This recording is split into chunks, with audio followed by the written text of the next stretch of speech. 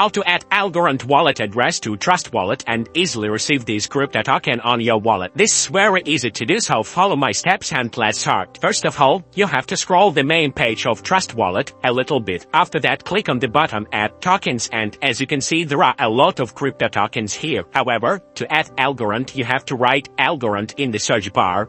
Then click here and finally click Done. So now, ALGORAND is on the main page of our Trust Wallet app, and to receive this crypto from someone, you need to click on it. After that, click Receive. Also, one of the ways of receiving ALGORAND crypto is to show this QR code to a person who is going to send you this crypto token. But also, you can get ALGORAND by copying your ALGORAND wallet address and setting the amount of tokens you want to receive. Like and subscribe Softpro. We make easy to understand tutorials about business, project management, softwares, social media apps, and more. Softpro dream to 100,000. Thanks for watching.